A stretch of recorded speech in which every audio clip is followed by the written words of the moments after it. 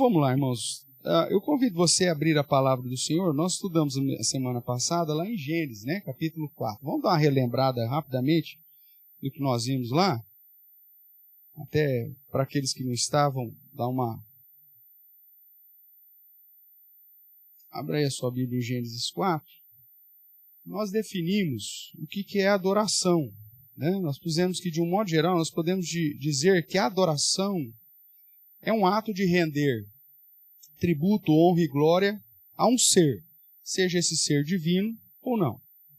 Nós vimos também que a adoração é um imperativo, do mesmo modo que a religião é própria do homem. O ser humano é um ser que adora. Dessa forma, não podemos separar a adoração da religião, nem a adoração se caracteriza pelo culto silenciosamente eloquente de permanecer frente ao espelho com ar de sacerdote e divindade. Então, nós tratamos semana passada que o ser humano, com o senso de Deus e o senso de divindade, ele é um ser que foi criado para adorar. E como o Romanos vai dizer, ou ele vai adorar ao Criador corretamente, ou ele vai adorar a criatura. Nem que seja essa criatura, seja a si mesmo. Está lá diante do espelhão, lá, olhando para si, fala, eu sou a maravilha, né, da criação, olha que coroa, meninas dos olhos de Deus. O mundo não seria. O que seria do mundo sem mim? Né? Então fica ali se adorando, não é verdade? A quarta pessoa da Trindade, né? Então o cara fica ali, se adorando. Então isso demonstra adoração. Então ou você adora a Deus ou você adora qualquer coisa, mesmo que seja a si mesmo. Outros, o materialismo, outros, o trabalho, outra família, outro, ideologias, falsas religiões, uma série de coisas.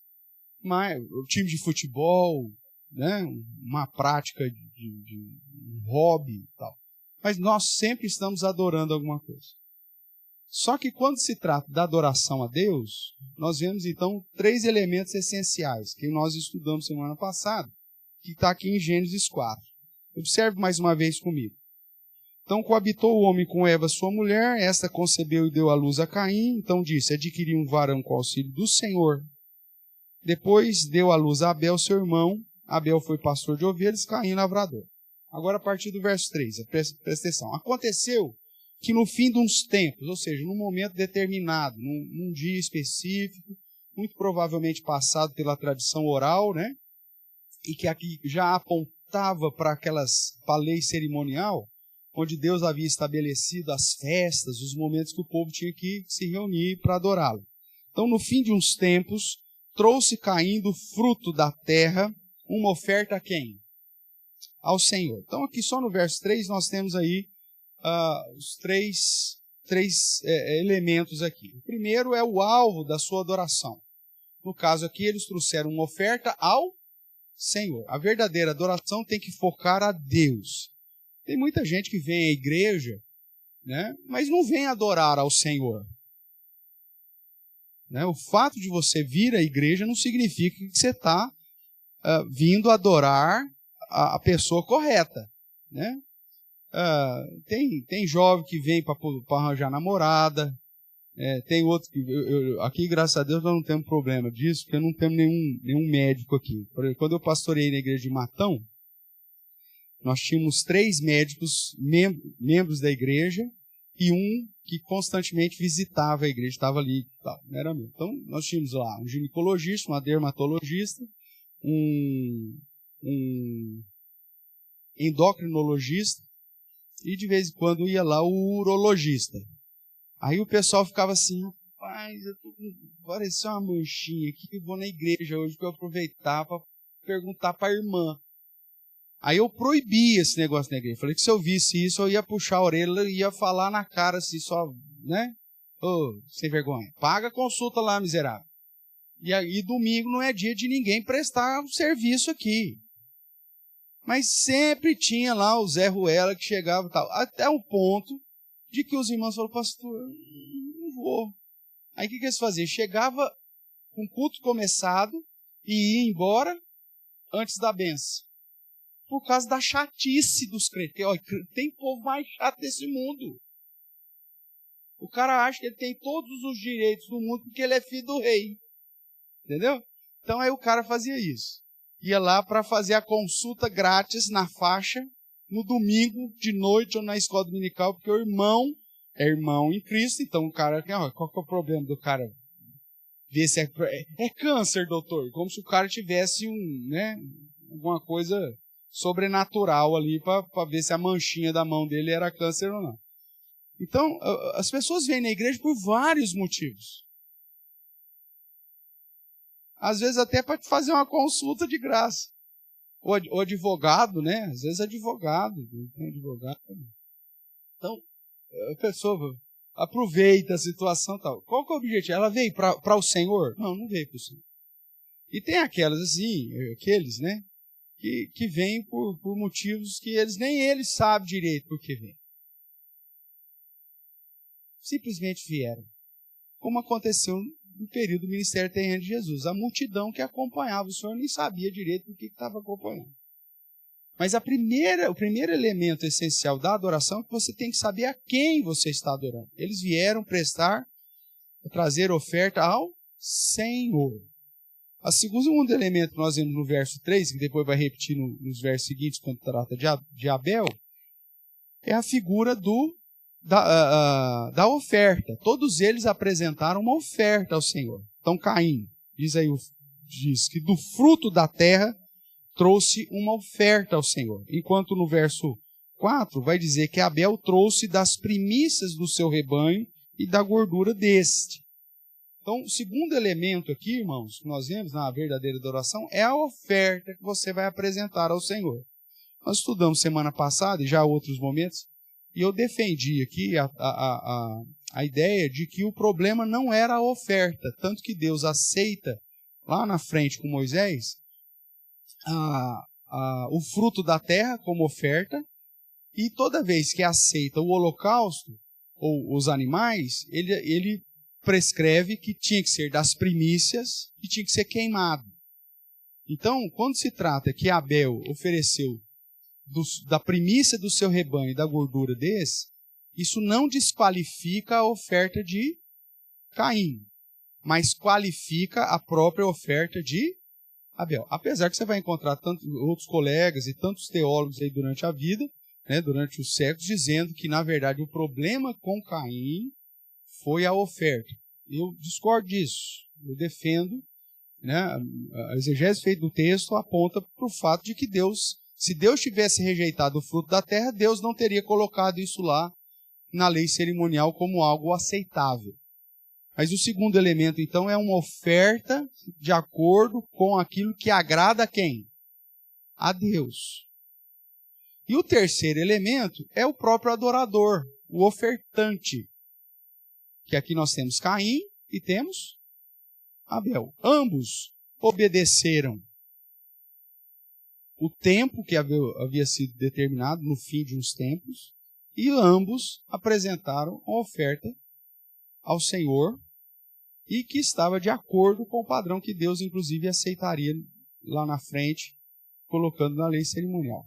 Só que quando nós olhamos para o adorador, e aí no progresso da revelação, nós fomos lá para 1 João, né? Nós vimos que, qual que era o problema aqui? Caim. Lá 1 João vai dizer que ele era do maligno, ele era mau, suas obras eram más, enquanto as obras dos seus irmãos eram justas. Então aí nós vemos aqui na indagação de Deus para Caim, que ele diz assim, verso 6, então lhe disse o Senhor, por que andas irado? E por que descaiu o teu semblante? Deus já havia recusado a oferta e Caim. E o verso 7 diz, Deus dizendo, se procederes bem, veja, o procedimento dele que estava errado, se procederes bem, não é certo que serás aceito? Se todavia procederes mal, eis que o pecado jaz à porta, o seu desejo será contra ti, mas a ti cumpre dominá-lo. Então, o problema aqui da rejeição de Caim e da sua oferta foi o procedimento, a postura, porque ele era mau. Suas obras eram más. Então tem gente que vem adorar e vê, não vou adorar o Senhor, como Caim fez. Vem apresentar o culto como a palavra de Deus prescreve, Ótimo, não está inventando nada novo. Está fazendo aquilo que a Bíblia diz. Só que se a postura, a sua intenção, o seu procedimento de vida não for condizente com Deus a quem você diz adorar, Deus rejeita a sua adoração e a sua oferta. Aí nós fechamos, inclusive, a aula passada, tratando de 2 textos que citamos, que é Isaías, que eu pedi para você ler como tarefa de casa, né? Eu sei que você não fez, então tudo bem. Né? Mas Isaías capítulo 1 e Malaquias capítulo 1 e 2. Né? Sei também que você não leu, não tem problema. Né? Apesar de ser uma escola dominical, de vez em quando tem uma tarefinha, mas sei que passou. Né? Sei que a dona Sueli e o seu Marco leram comigo aqui no domingo. No domingo que eu fui perguntando para eles, não foi? Mas, fora isso, então vai. Lá vai dizer o seguinte, Deus dizendo que o povo de Israel vinha adorar e trazia até, no caso de Isaías, ofertas, tal, né? Mas Deus fala, não tenho prazer em vós. E o contexto, por que Deus não tem prazer neles? Porque a prática de vida deles estava cheia de pecado. A iniquidade estava associada ao ajuntamento solene. E lá em Malaquias ele fala, vocês ainda fazem isso. Vocês vêm, se emocionam, choram, levantam as mãos para o céu na adoração, e Deus fala assim, gente, não estou aguentando mais ouvir, está me irritando esse negócio. Por quê? Mais uma vez focado no procedimento. Não adianta você vir adorar o Senhor de domingo, se a sua segunda, terça, quarta, quinta, sexta, sábado for uma vida de impiedade. Em práticas você sabe que está errado, que você tem que mudar. Aí vem de domingo, cara, maquiada, né? Piedosa, linda, maravilhosa, como se fosse santo. E aí Deus simplesmente não aceita o seu louvor, a sua adoração. Como os antigos falavam, né? A oração não passa do forro da igreja. Porque é uma oração feita de si para si. Porque não está dentro do padrão de Deus. Então, foi isso que nós tratamos semana passada. Tá certo? É para o Uriel aí saber do que nós estamos tratando. Hoje, nós vamos caminhar aqui um pouquinho sobre a adoração, mais especificamente dentro do cristianismo. Há uma diferença entre o judaísmo e o cristianismo. Nós sabemos que na primeira aliança, nós temos estudado esse hebreu, as festas cerimoniais e todos os ritos exigidos no Antigo Testamento tinham como objetivo apontar para a obra que Cristo faria. Então, tudo aquilo que era aplicado no Antigo Testamento na perspectiva cerimonial foi cumprido. Então, eu não preciso trazer mais holocaustos, eu não preciso mais guardar o dia de sábado, eu não preciso mais fazer as 3 festas de peregrinação para Jerusalém, eu não preciso mais sacrificar o cordeiro pascal. Estamos aí na semana, né? Da Páscoa. Eu não preciso, porque Cristo já cumpriu. Porém, alguns preceitos, princípios, mesmo na antiga aliança, são trazidos para a nova aliança. Essa aliança que foi reformada, segundo Hebreus, em Cristo, não mais sob o sacerdócio levítico, mas agora sob o sacerdócio de Melquisedeque, que é perpétuo, que é eterno. E aí nós temos preceitos para a adoração. Então, no cristianismo, nós vemos que a própria revelação geral, ou seja, a criação, mostra que existe um Deus poderoso, soberano. Isso fica claro lá no Salmo 19, a primeira parte do Salmo, e também em Romanos. E que esse Deus que é revelado na criação deve ser adorado, que significa temer, amar, louvar, invocar, crer, servir, de todo o coração, de toda a alma e de toda a força. Tá? Não é simplesmente apresentar a Ele uma cerimônia, mas é vida. No cristianismo, a vida de adoração, ela se espalha por todas as áreas e atividades da nossa vida. Quer comais, quer bebais, ou façais qualquer outra coisa, né? Ou qualquer coisa qualquer, fazei para quê? Para a glória de Deus. Eu trabalho para a glória de Deus, o meu convívio na minha casa é para a glória de Deus, com as pessoas. A minha questão mercantil é para a glória de Deus, eu não vou fazer falcatrua, não vou dar tombo nenhum. A declaração do meu imposto de renda é para a glória de Deus. Pastor, mas quem que aguenta pagar aquele monte de imposto? Meu amigo, muda, vai para o Paraguai. Ou então, da próxima vez, se envolva mais politicamente para a glória de Deus e não eleja pessoas que você sabe que não vai mudar nada. Faça isso para a glória de Deus. Nós vamos ter eleição municipal, né? Você não vai votar pelas inclinações de benefícios que você pode ter, meu amigo. Isso é partidarismo. Eu vou votar no fulano porque o fulano, meu nome está lá no bolso dele, que ele vai chamar o Beltrano para ser secretário não sei do quê. E aí ele, como secretário não sei o quê, ele vai me chamar para ser não sei o quê, do que ele sabe lá da onde. Peraí, isso é partidarismo. Você tem que fazer para a glória de Deus, até com quem, o ato de votar e em quem votar. Isso é adoração na perspectiva cristã. A cosmovisão cristã, você está adorando a Deus 24 horas por dia, em tudo que você faz e deixa de fazer. Não é um encontro simplesmente semanal. Esse é o serviço litúrgico, onde, como um corpo, em família, nos reunimos para celebrar a adoração ao Senhor. Isso também é adoração, mas isso se chama culto. Agora, a minha vida precisa ser uma vida de adoração constante ao Senhor. Em tudo que eu faço, em tudo que eu falo, em tudo que eu deixo de fazer e deixo de falar.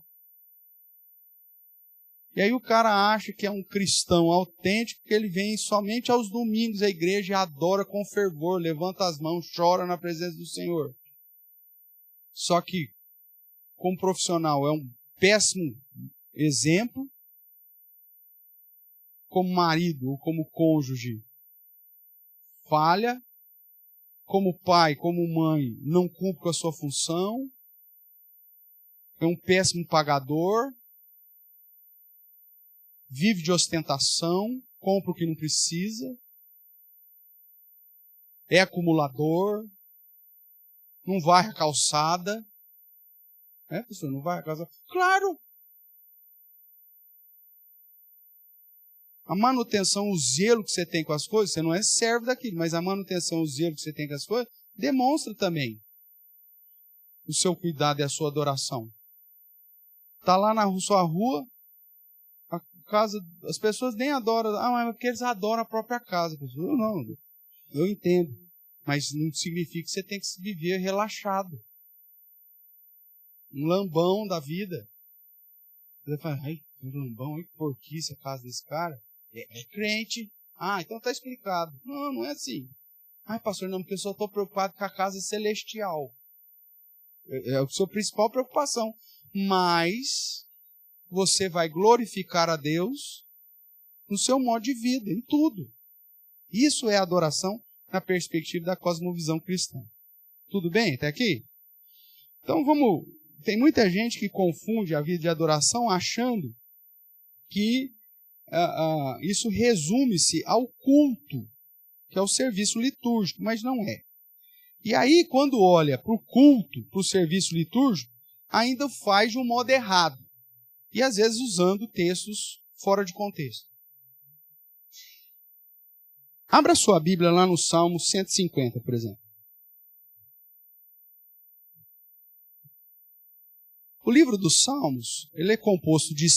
é um compêndio de 5 outros livros, com objetivos específicos, por isso que é dividido o livro dos Salmos aqui em 5 livros. E é o inário do povo de Israel, mas ao mesmo tempo faz parte da revelação de Deus como um livro inspirado e revelacional. Então, mesmo através do gênero literário de poesia, e eu preciso levar em consideração o gênero literário, ele me traz revelação a respeito de Deus, a respeito de Cristo, a respeito da obra do Messias, uma série de coisas, né? Até questão escatológica. E aí, eu não posso simplesmente olhar para o livro de Salmos como se fosse desconsiderando o gênero literário, que é um cântico, que é uma poesia, mesmo que sapiencial, ou seja, mesmo que seja de sabedoria, mas eu não posso desconsiderar o fato que aqui é uma poesia, né? E que usa muitas vezes de paralelismo, de repetições e tudo mais. Porque se eu for tentar interpretar Salmos literal, sem a visão poética de canção, né?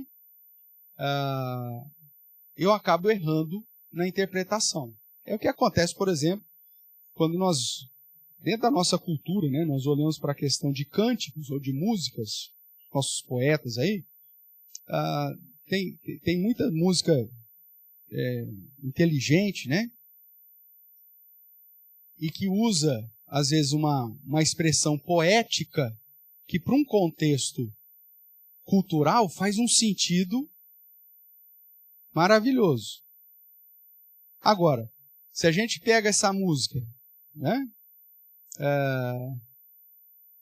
Qualquer aí, da nossa cultura, da música popular brasileira, que usa expressão poética e que muitas vezes com uma expressão emblemática ou idiomática nossa, que faz sentido para a gente. E a gente leva para uma outra cultura e canta ou traduz essa música para essa outra cultura, necessariamente vai fazer sentido para os caras? Muito obviamente não vai fazer. Né? Aqui é a mesma coisa. Então eu preciso olhar para o livro dos Salmos sabendo que é uma poesia. E que a poesia não necessariamente é literal. Às vezes ele usa uma expressão ou uma ideia, mas para apontar uma outra realidade. Tudo bem quanto a isso? Nós já estudamos isso também. Então, olhando para o Salmo 150, tem muita gente que olha para o Salmo 150 e acha que o Salmo 150 é um esboço do culto. Não é. Mas vamos ver aqui. O Salmo 150 começa, é o último salmo da última sequência aqui do quinto livro, que é chamado do Salmo de Aleluia. Por que é chamado de Salmo de Aleluia? Porque ele começa do 46 até o 50. Ele começa com a expressão Aleluia, que é louvemos ao Senhor, ou com a expressão louvai ao Senhor. Tá? Então, 46, Aleluia. Termina lá o 46, Aleluia. 147, louvai ao Senhor, que é a mesma coisa, poderia ter sido traduzido por Aleluia também. E lá termina o verso 20 do 147, Aleluia. 148, Aleluia, termina no 14 com Aleluia. O 149, Aleluia, termina lá no verso 9, Aleluia. E aqui o 150 começa com Aleluia e termina com Aleluia. Então são chamados os Salmos de Aleluia. Né? Obviamente. Tá.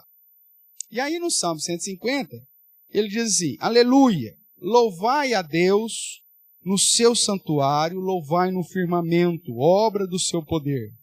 Louvai-o pelos seus feitos poderosos, louvai-o consoante a sua muita grandeza. Louvai-o ao som da trombeta, louvai-o com saltério, com harpas, louvai-o com adufes e danças. Louvai-o com instrumentos de cordas e com flautas. Louvai-o com símbolos sonoros, louvai-o com símbolos retumbantes. Todo ser que respira, louve ao Senhor. Aleluia. Há uma característica interessante do Salmo aqui, que ele usa de um modo mais específico, 12, né? Louvai-o, ou aleluia, que talvez seja um indicativo para cada tribo, né, de Israel. Se você contar aí, acho que vai ter um ou mais, mas aí foge um pouquinho por causa do termo hebraico. Mas a ideia são 12 termos que apontam para isso. E aí as pessoas olham para aqui, pastor, aqui então está o esboço de um culto, ou da adoração. E por isso é. É lógico que o Salmo 150 ele tem muita coisa que me aponta aqui para a minha adoração. Vamos dessecá-lo ele aqui, né? Então, louvai ao Senhor, ou louvemos ao Senhor, é isso que significa o termo aleluia. E aí ele vai começar a responder algumas perguntas. Primeira coisa é, louvai a quem? Se você tiver costume de escrever, você pode pôr aí, ó. Primeira pergunta aí, a quem? Então, louvai a Deus. O foco da adoração é louvar a Deus. Aí a segunda pergunta que ele responde é: onde? Aí você tem uma resposta dupla. Louvai onde? No seu santuário, que aponta para o tabernáculo, que aponta para o templo, que aponta para a igreja hoje no contexto do Novo Testamento. Né? Nós sabemos que aqui não é um lugar santo enquanto estrutura, mas quando nos reunimos como igreja, esse lugar se transforma em um lugar santo, por isso é um santuário. Tá? Mas não que é consagrado no sentido de ser santo, que amanhã depois vamos imaginar que a gente, sei lá, muda de lugar, aí aqui abriu uma concessionária, sei lá, o quê. Nossa, não pode, porque lá é um lugar santo. Não. É santo enquanto nós estamos aqui, tá? Mas é o santuário. Então, onde que eu vou louvar a Deus? Aqui, mas só aqui? Não, onde mais? Alguém vai bater asa para o céu aí? Não, o que ele está dizendo? Ele está dizendo que você tem que louvar a Deus no santuário, enquanto culto público, mas que você tem que louvar a Deus enquanto você estiver debaixo do firmamento. O que é o firmamento? Uma tradução bem simples, o céu. Tá? Qualquer lugar que você estiver debaixo do céu, né? E aí o céu é na perspectiva do universo, então mesmo um astronauta que saiu fora da atmosfera terrestre, ele tem o dever de louvar ao Senhor. A ideia aqui, a poesia você vai adorar a Deus no culto, mas você vai adorar a Deus em qualquer lugar que você estiver, debaixo do firmamento. Ah, não. Eu fui, eu fui para Barueri, né? Então lá eu não preciso, ninguém me conhece aqui, se você não tiver a triste infelicidade de encontrar Uriel lá, né? Porque aí ele te conhece. Mas ele fala, eu estou em Barueri, ninguém me conhece, então eu vou fazer tudo que me der na cabeça.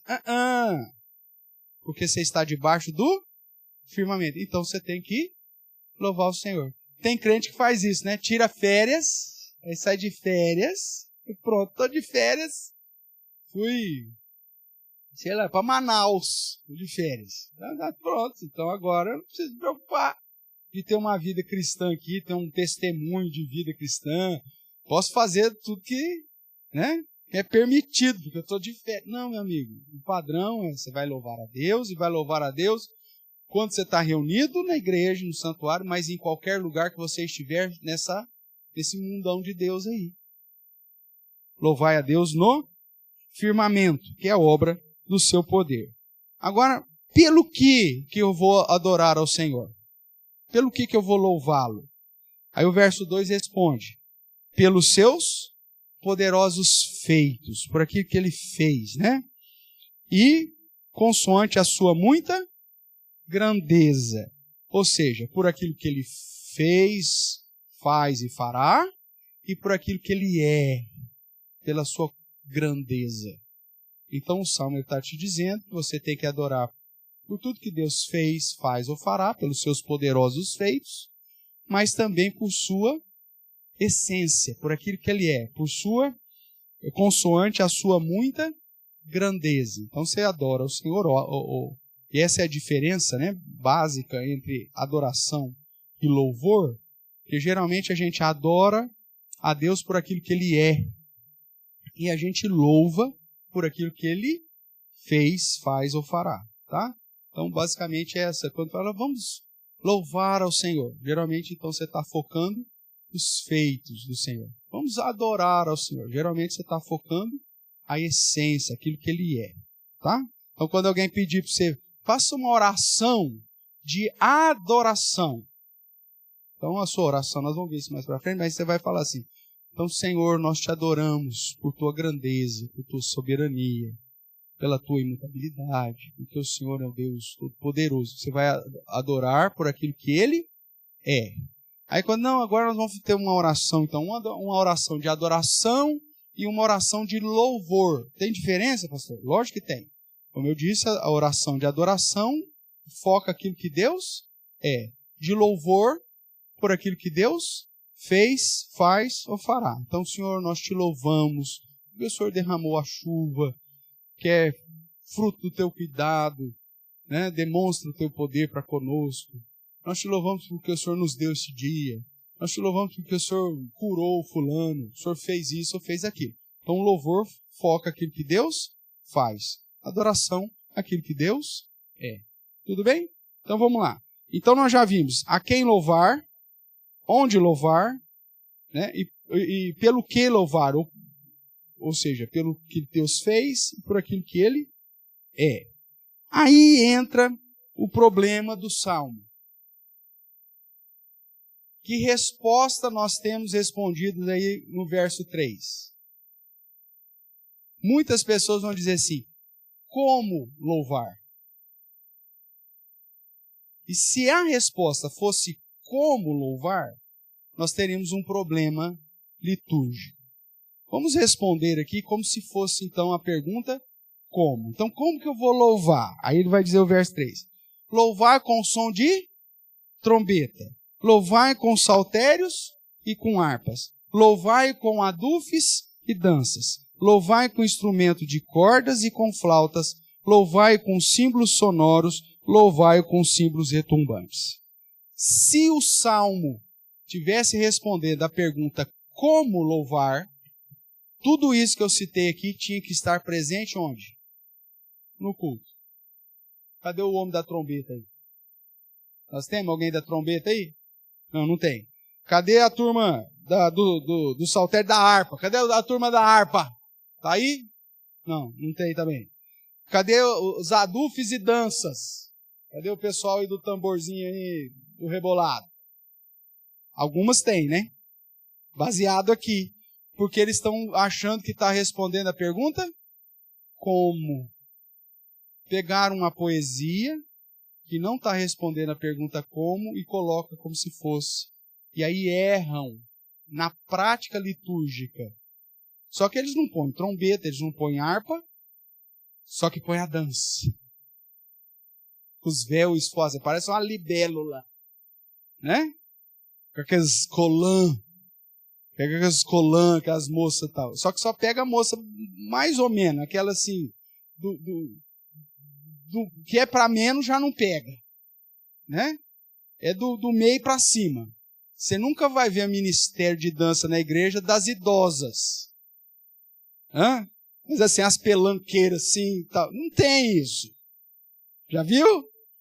Não, pega as mocinhas mais bonitinhas, ou os mocinhos, que agora tem os mocinhos também, parece uma enguia. Né? Baseado na onde? Aqui. Porque erraram a exegese do negócio.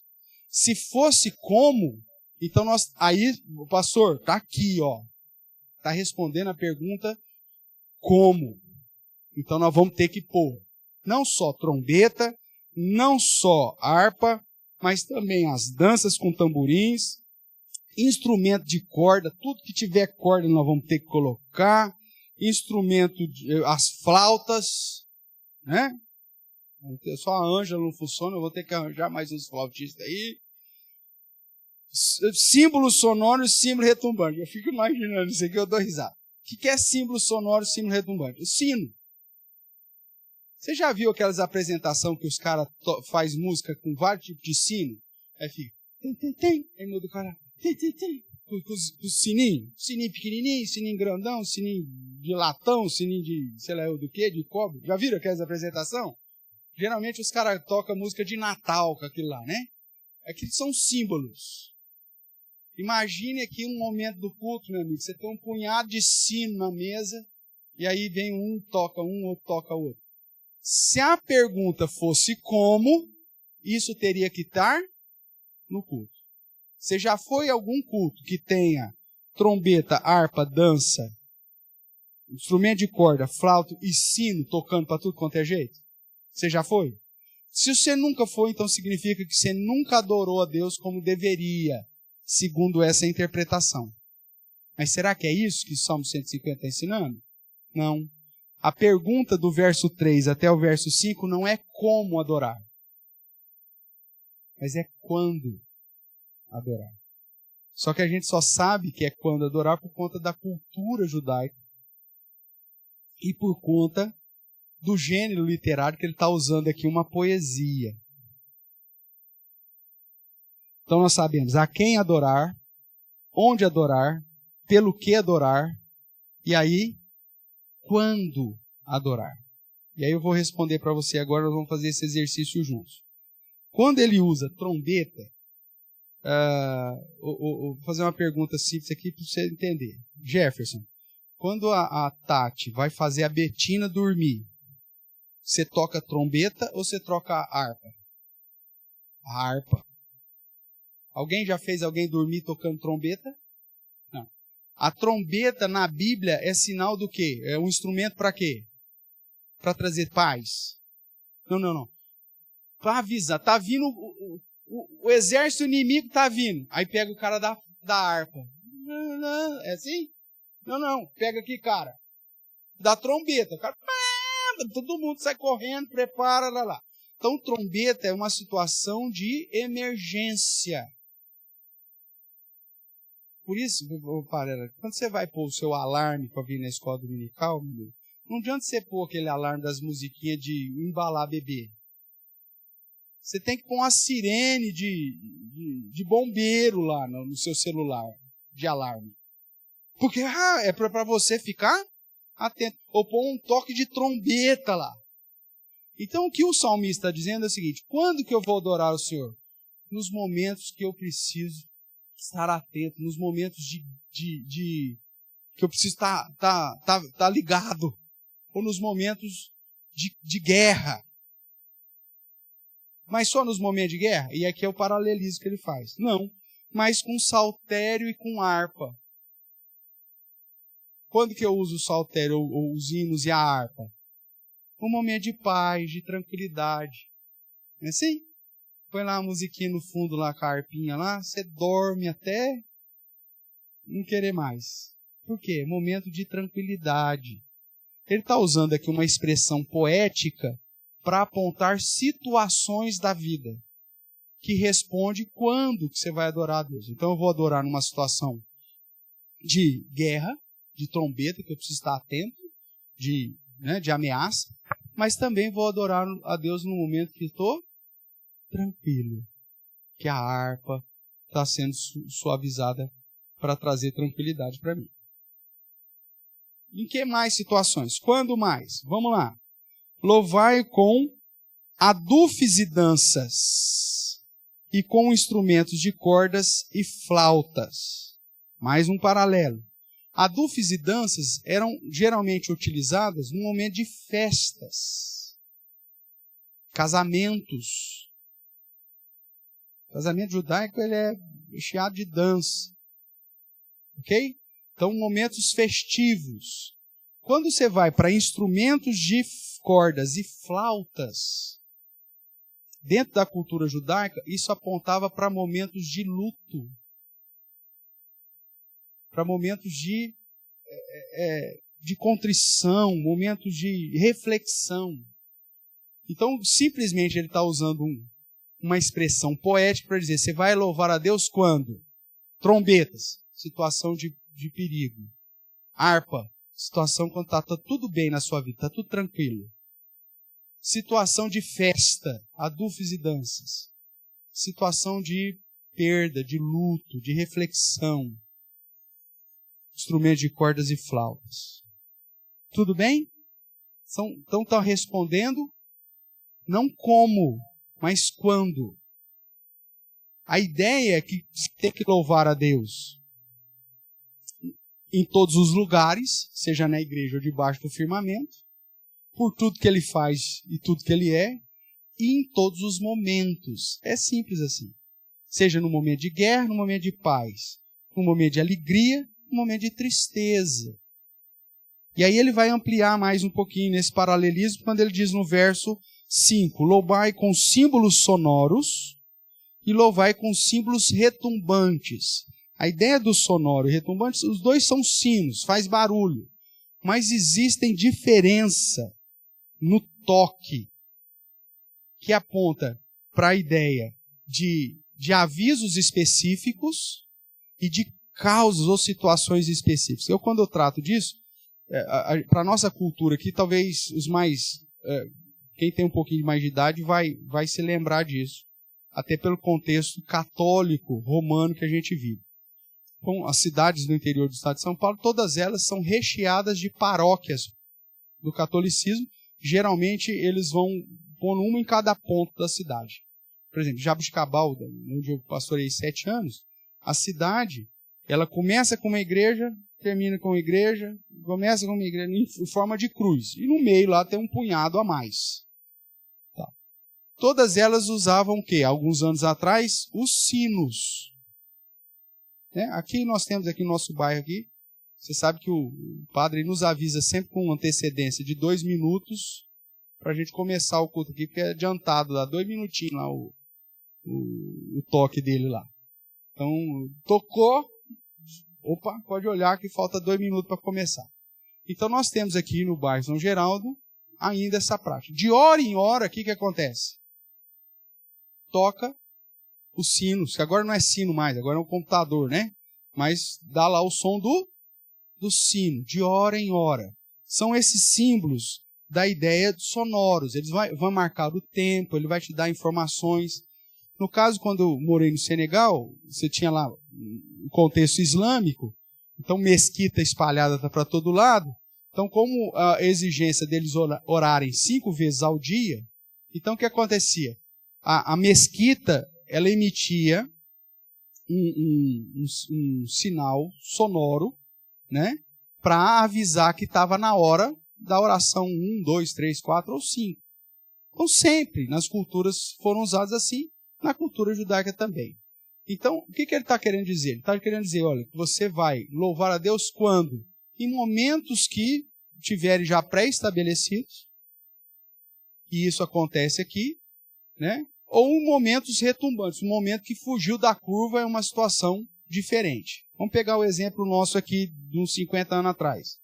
Estava lá a dona de casa, né, puxando água do poço, né, mexendo com ferro à brasa, tal, e o sininho da igreja, de hora em hora, tocava. Não era assim? De repente morreu o bispo. O que acontece com o sino da igreja?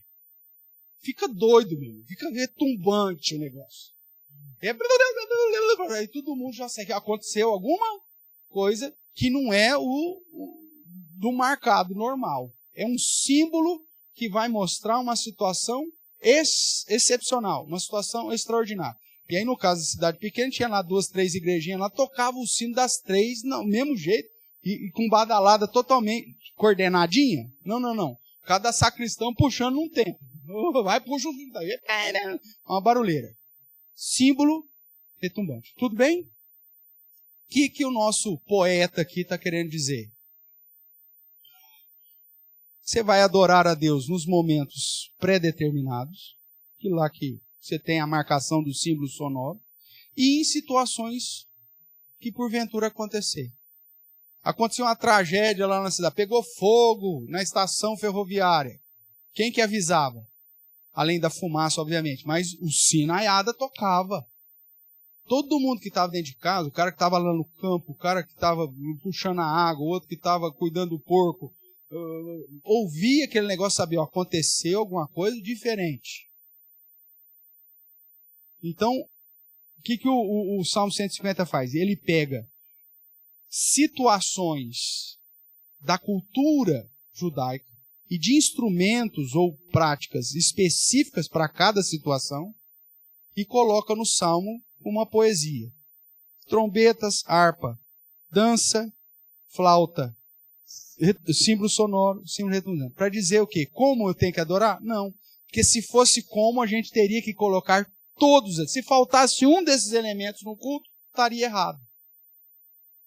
Mas não é como louvar, mas é quando. A pergunta aqui é quando louvar. E a resposta é em todos os momentos, irmãos.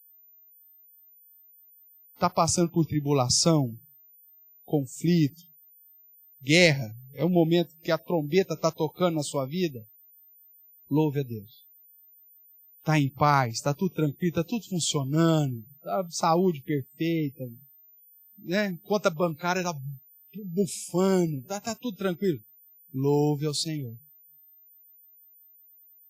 É uma situação de alegria, vai casar um filho, uma filha, ou nasceu alguém, adufes e danças. Foi um momento de luto. Instrumento de cordas e flauta. Morreu alguém? Morreu. Mas mesmo assim, o que eu faço? Louvo ao Senhor. É um momento rotineiro, comum, previsto, né? Tal. Louve ao Senhor. É uma situação emergencial? Louve ao Senhor. Ou seja, em todos os momentos. A adoração do cristão, ela é a Deus em todo lugar, em todos os momentos. Tudo bem? E aí nós temos mais uma última resposta aí, que é o verso 6. O verso 6 vai dizer: quem deve adorar ao Senhor? Todo ser que respira, louve ao Senhor. E aqui é um ponto interessante, que essa ideia traduzida aqui talvez não fique tão claro, que aponta só para quem está vivo, né? Mas aqui aponta para todos os homens, de modo genérico, homens e mulheres.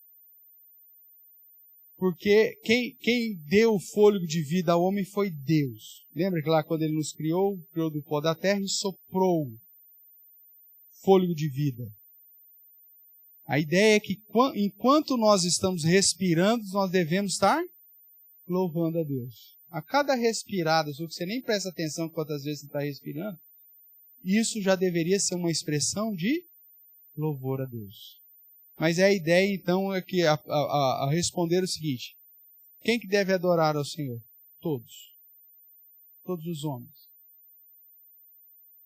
E aí aponta para a lei, para a revelação geral, né? Todo ser que respira, ou seja, toda a obra da criação, aponta para essa exigência que deve louvar ao Senhor. E aí ele termina o salmo com aleluia. Então veja, pegar um salmo para colocar como um padrão de culto, sem conhecer o gênero literário e a questão cultural, faz com que eu aplique dentro do culto elementos que não são próprios do culto. Ok? Então eu preciso interpretar de modo correto. A mesma coisa é o Salmo 47. Volta aí para o Salmo 47.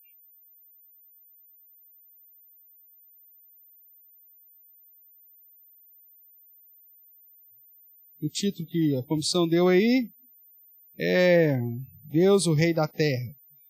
O Salmo 47 é um salmo que exalta ao Senhor, obviamente, né? Por aquilo que ele é e por aquilo que ele fez. Mas não é um salmo que determina o como você vai louvar o Senhor. Eu pus o Salmo 150 e o Salmo 47, exemplo aqui, porque é o que geralmente as comunidades, as igrejas por aí, têm usado para referendar algumas práticas culticas, que é a questão da dança, né? A questão do teatro, uma série de coisas. E aqui no Salmo 47 começa dizendo assim: batei palmas, todos os povos, celebrai a Deus com vozes de júbilo. E eles colocam isso então como o aplaudir aqui, como se fosse um imperativo para o culto. Mas não é. Veja, é um cântico, uma poesia. A ideia é: reconheça Deus. O bater palma ou aplaudir e gritar em voz de júbilo, né, é uma demonstração para a cultura judaica e também para a nossa, né, até ocidental, de um reconhecimento, mas não de um ato explícito para o culto. Então, hoje, por exemplo, você vai no show aí de um cantor qualquer. Aí o cara toca aquela música que você gosta tanto, né? E você canta ela todo dia no banheiro, aquela coisa toda. Aí você foi no show, o cara cantou. O que acontece depois que o cara termina de cantar? Para demonstrar um reconhecimento de alegria e tal, o que você faz? Aplaude, uhul, né? Você dá lá, tem uns que faz coisa a mais. Mas você dá uma voz de júbilo e aplaude. Porque é uma expressão cultural de reconhecimento.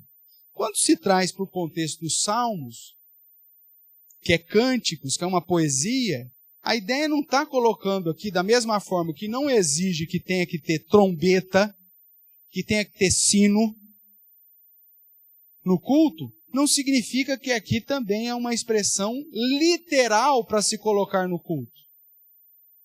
Mas é simplesmente uma expressão poética para indicar que o seu reconhecimento por aquilo que Deus é, por aquilo que Deus fez, tem que ser algo que te conduza de fato a fazê-lo com toda a sua força, com todo o seu reconhecimento. Mas não um ato literal, que é o que tem acontecido. Palma para Jesus. Aí o cara vem e dá um aviso. Já foi, igrejazinho? O cara está lá, louva a Deus, termina o louvor, fala palmas para Jesus. Aí todo mundo aplaude a Jesus. Tudo bem, algo até válido, mas Deus nunca pediu isso em lugar nenhum na Bíblia. Só que aí entra um adolescente para dar um aviso que vai vender pipoca depois do culto. Aí o infeliz vem de boné virado, vi isso, tá? Não estou inventando não. O cara vem e tal, aí, pessoal, vai a UPA, o adolescente vai viajar no final do mês aí, nós vamos fazer um acampamento, nós estamos vendendo pipoca lá no final do culto, e você ajude aí os meninos aí para nós pagar o nosso acampamento aí. Amém, irmãos? Amém, amém. Louvado seja Deus. Bate palma também. O que é isso, cara? Você vê que o negócio perde o propósito e tal, sem falar que não tem amparo escriturístico. Às vezes está em silêncio, aí o pastor chega, agora já arrancaram o púlpito, arrancaram a mesa, não tem mais centralidade das escrituras, não tem mais centralidade nos sacramentos, né? É um teatro, né? O pastor, na verdade, é um coaching. O cara já chega batendo palma. Aí tudo... Sem nenhum propósito nenhum. Aí ele fala, não, mas a Bíblia diz, batei palma a todos os povos, celebrai o Senhor. Eu falo, meu amigo, isso não é literal. É um gênero literário poético, é uma música. Ele está dizendo simplesmente para você reconhecer de todo o teu coração, de toda a tua alma, toda a tua força, quem de fato Deus é. Se você aplaude um homem e reconhece lá um grupo, você acha que é válido, quanto mais o Senhor. Mas não literalmente, porque a Bíblia em lugar nenhum manda colocar isso como elemento do culto. Então a minha adoração, lembra lá, os 3 elementos. A quem tem que ser a Deus, a oferta correta e o ofertante correto. Eu só posso colocar como oferta correta na minha adoração aquilo que Deus pediu para ser colocado. Então nem o Salmo 150, nem o Salmo 47 serve de base para dizer, não, é literal, eu tenho que colocar isso no culto, porque não é isso que o texto está tratando. Não é disso que ele está respondendo. Tudo bem até aqui, irmãos? Alguma dúvida? Tá. Então, por isso que na Igreja Presbiteriana do Brasil, é lógico que tem algumas que são teimosas, mas dentro da Igreja Presbiteriana do Brasil, a prática litúrgica nossa não tem palmas, como também não tem danças, como também não tem trombeta, como também não tem sino. Porque não entendemos, biblicamente, dentro da exegese dos textos, que o contexto que foi escrito não aponta para práticas literais para serem aplicadas, mas que aponta para algo muito mais superior a isso. Tudo bem aqui? Sim ou não? Pois não, Ricardo?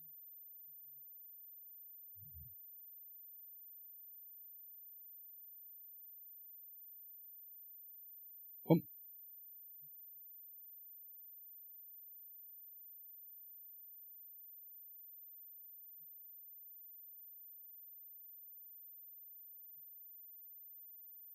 Sim. O foco é Deus. Sim.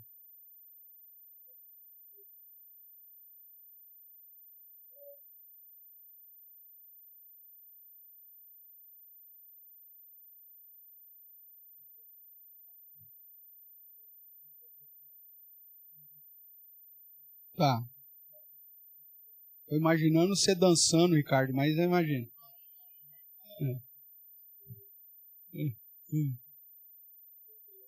Não, mas você está perfeito, é isso. Isso. Apesar que aqui,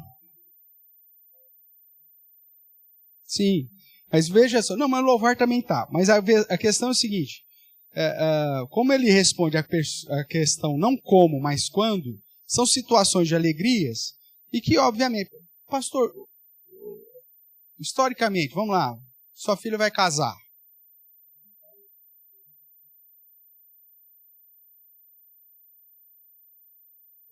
Isso. Cantava, dançava. Perfeito. Isso. É nesse apelo. Dentro do templo nunca ninguém dançou, essa é a grande verdade. Tal, Mas você vê, Davi, quando estava trazendo a arca, justamente, né, foi até desprezado pela esposa, porque dançava lá, pulando, alegre. Não tem problema, você está num contexto fora. Então, um exemplo é esse. Minha filha vai casar. Pastor, eu sou crente, eu posso dançar a valsa com a minha filha? Claro, cara. Não tem problema nenhum. Agora, não dança a boquinha da garrafa com a sua filha, porque aí você não vai estar glorificando a Deus mesmo num contexto de alegria. Você tem que ter o senso que mesmo no momento de alegria, que eu vou dançar com a minha filha lá, eu estou adorando a Deus naquele momento. Então eu não vou fazer nada que vá denegrir a minha própria imagem, porque imagina esse negócio, né?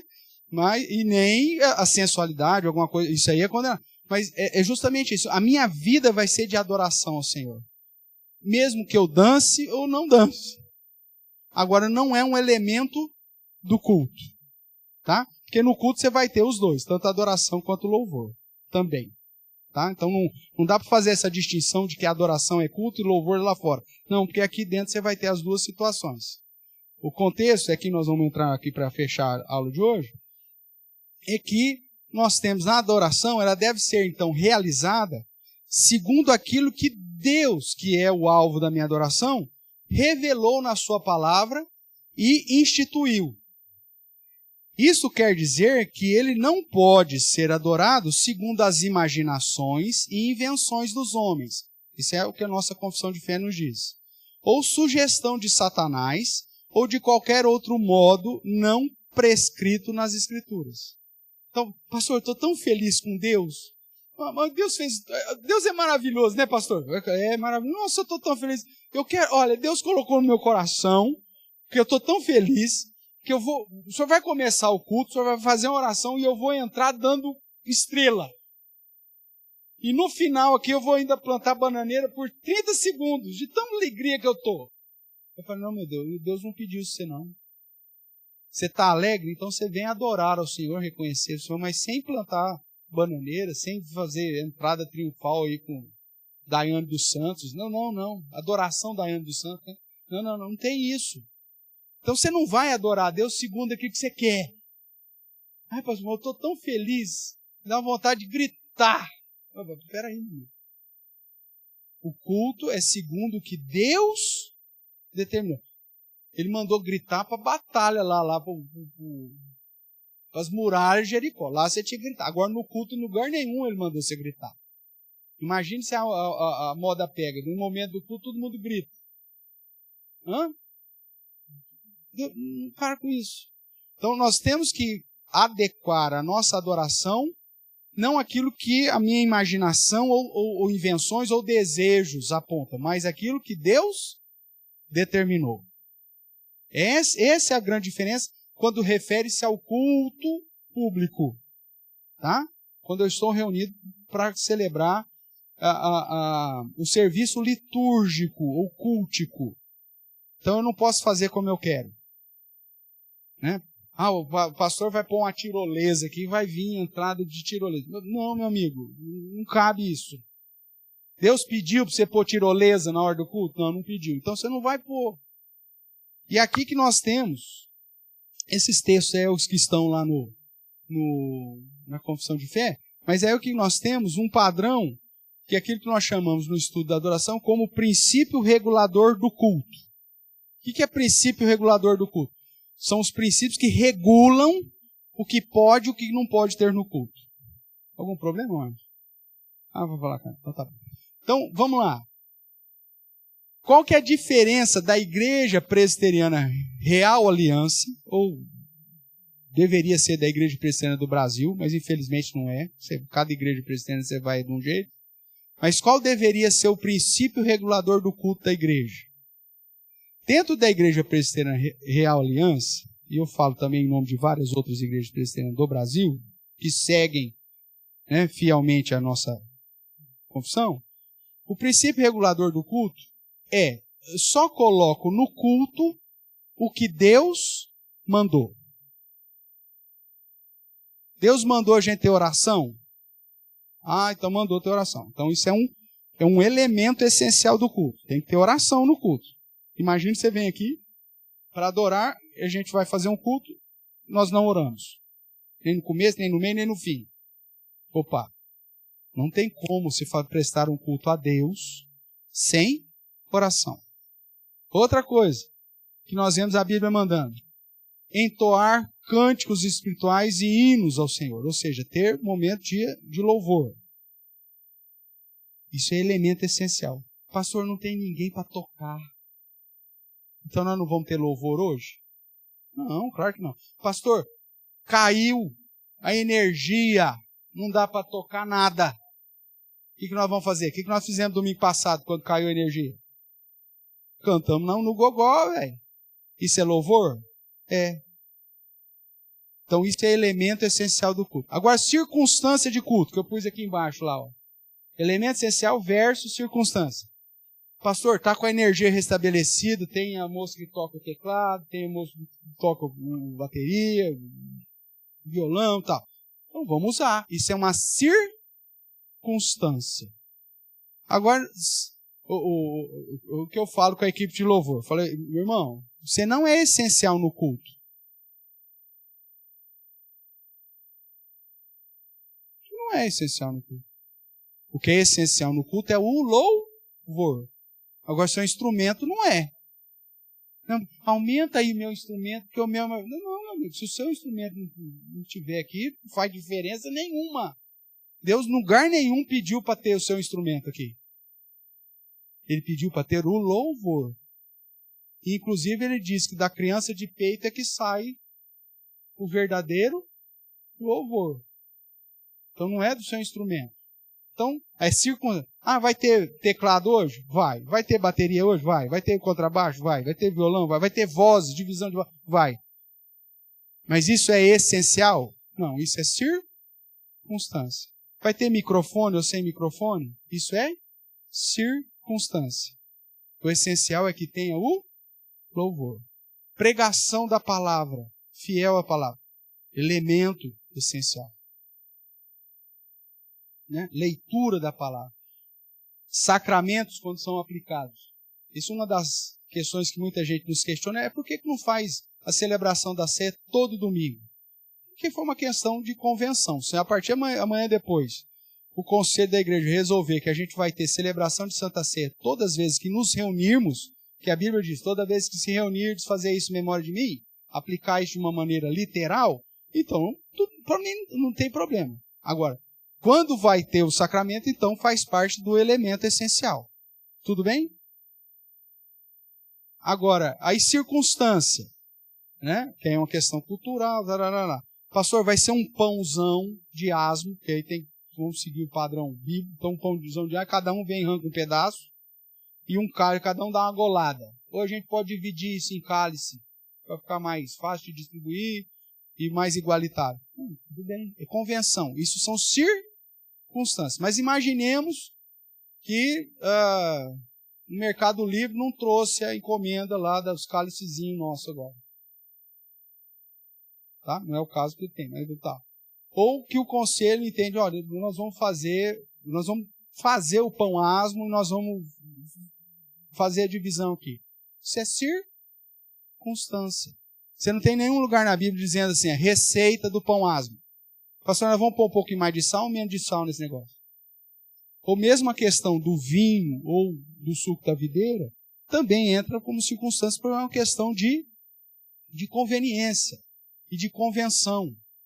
A nossa cultura, irmãos, latina, o cara que já teve problema com alcoolismo, se ele beber uma gotinha de álcool, o que vai acontecer com ele? Recair. Por amor a ele, o que a gente faz? A gente mantém a expressão do vinho tinto, da cor tinta, né, do suco, porém sem o álcool. Porque a Bíblia não, quando Jesus usa o vinho, porque era o contexto cultural. Mas ele não disse, tanto é que ele fala cálice em muitos momentos, né, é registrado. Apesar de sabermos que inicialmente era vinho. Fala, não, mas é que o vinho era diferente. Não era vinho diferente, não, meu amigo. É vinho de deixar bedo mesmo. É o mesmo vinho de sempre. Vinho é vinho. Tá? Mas como não é um elemento essencial na perspectiva de que tem que ter álcool, tem que ser vinho, Né? Porque aí você fala, mas e aí, pastor? É vinho do Porto ou vinho de mesa? Imagina, é loucura. Não, isso aí é circunstância. Agora, você não pode perder o simbolismo. Tem como fazer Santa Ceia com vinho branco? Ou com suco de uva branca? Só Jesus está... O que é isso aqui? Anêmico? Não existe. Né? Porque a expressão é o visual. Esse é o meu sangue. Então você não pode perder essa relação do símbolo. Tudo bem? Agora, então são circunstâncias. Agora, as outras coisas, então, Deus determinou. Então, nosso princípio regulador é esse. Só coloca no culto que Deus determinou. E nas outras igrejas, como que funciona? Nós colocamos no culto aquilo que Deus não proibiu. Não tem diferença? Claro que tem. Imaginemos a seguinte situação. Eu chego para uma das minhas filhas lá, e chego assim, ó, domingo, eu quero que você faça uma sobremesa. Uma sobremesa de... uma torta de limão. Tudo bem? Tá bom. Ela vai e resolve fazer um mousse de maracujá. E me apresenta. Eu falei, não, peraí, eu pedi uma torta de limão. Mas é sobremesa, pai. Daí que é sobremesa. Isso aqui é mousse de maracujá, é uma sobremesa. Mas eu não pedi para você fazer uma sobremesa, eu pedi para você fazer torta de limão. Tem como eu substituir? Quando você tem um dado específico aí para fazer feito? Não. Você está lá no seu trabalho, lá o seu patrão chega para você e fala assim, ó, eu preciso que você faça determinado produto. Aí você vem e apresenta um diferente. Não, é que eu pensei que esse aqui seria melhor. Ah, mas eu pedi isso. Eu não pedi isso, cara. Você gastou material, perdeu tempo, não sei o que, não, que eu não pedi. Dentro do padrão bíblico, a gente faz aquilo que Deus manda. Ah, mas eu achei que seria melhor. Você não tem que achar nada na adoração. Você tem que simplesmente obedecer. Deus mandou fazer isso, você faz aquilo. Pronto, acabou. Abra a sua Bíblia lá em Levítico, capítulo 10, que esse é o texto para a gente finalizar, para você entender por que nas outras igrejas não são assim.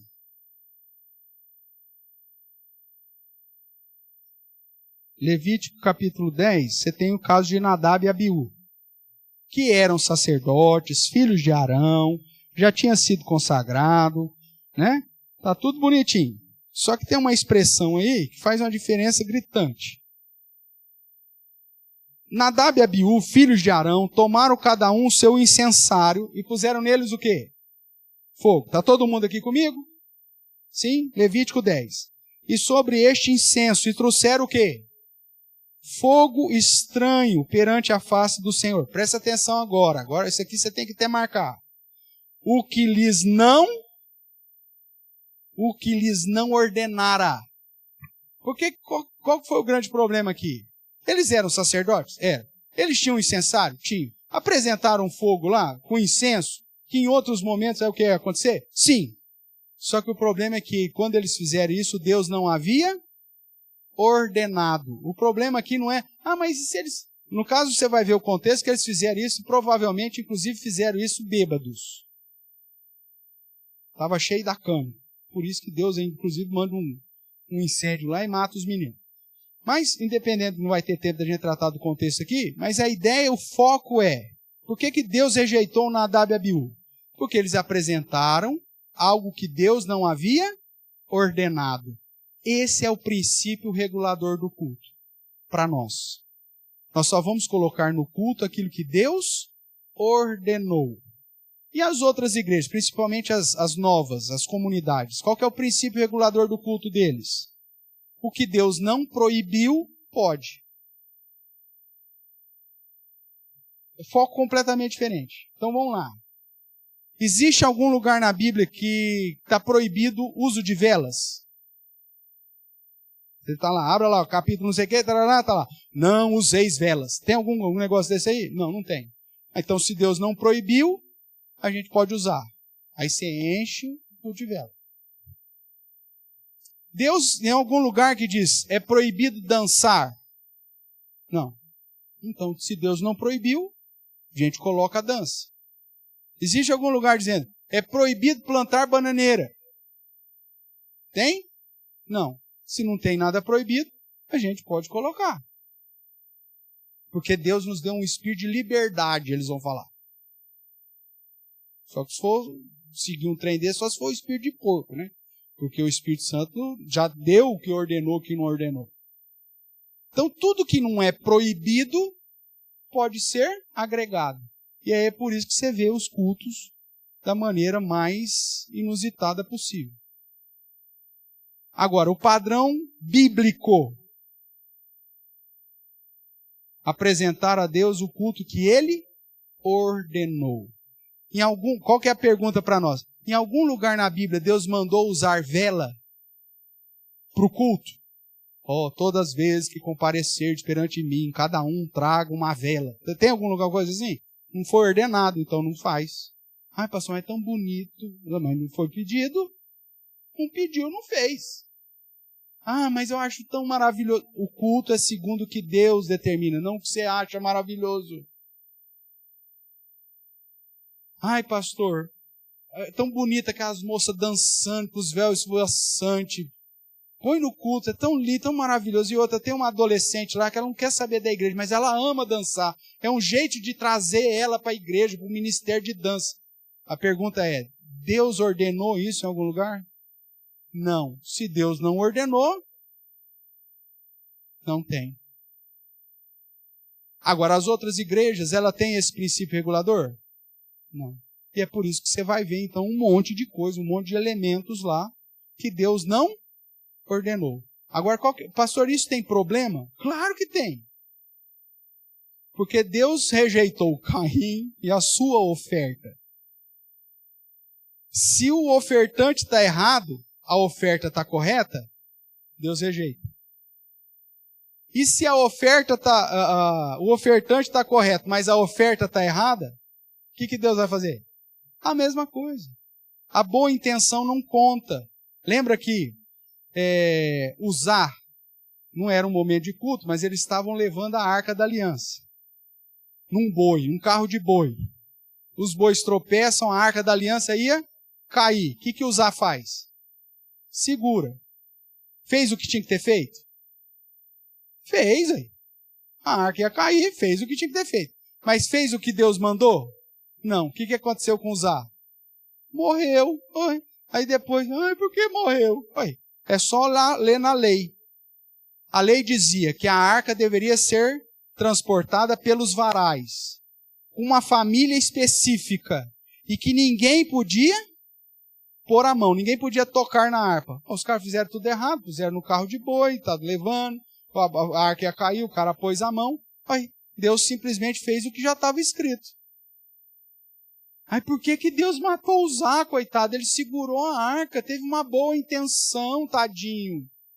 Tadinho nada, não leu o que está escrito, dançou.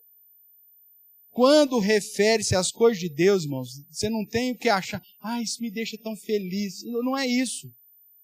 O que deveria te deixar feliz é fazer aquilo que Deus ordenou. E essa é a grande diferença na adoração. Então, para a gente fechar aqui, o alvo da adoração é Deus. Outro elemento importante, o adorador tem que estar da maneira correta. E o terceiro elemento, a oferta tem que ser de acordo com o que Deus ordenou. A Sabrina ia perguntar algo, Sabrina? Já falei? Então tá bom. Então veja, irmãos, eu não posso agregar ao culto aquilo que eu acho que é legal. O negócio é tão sério que a gente tem que pensar, inclusive, nas músicas e cânticos que a gente vai colocar. Tem música que faz parte da minha playlist lá do meu carro. Está lá gravadinho, lá no meu pendrivezinho lá. Mas que nunca será tocada num momento de culto. Nunca. Tem música evangélica que está lá, sei lá, eu no seu dia a dia, quando você está fazendo a faxina. Manda fogo, Senhor. Não tem problema, cara. Você gosta desse negócio, não tem problema.